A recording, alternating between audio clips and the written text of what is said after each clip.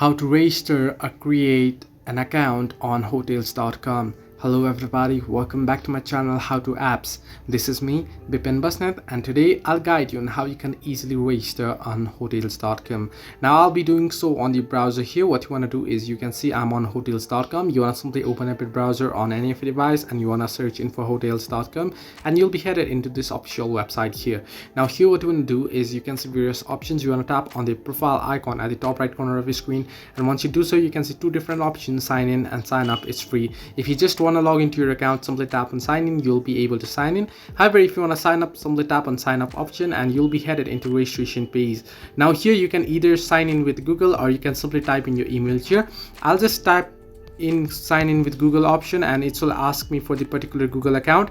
Now since I already have an account with the first email, I'll just select the second email address here, and once you do so here, it will ask you for the particular details here. You can see receive details. You want to simply tap on continue, and once you tap on continue here, you can see you are easily logged in. So this way you can easily register for hotels.com. You can add in your profile information later by going to your profile at the top right corner of your screen. Hope this helped you. Do like and subscribe, and do not forget to leave a comment down below if you have any further issues.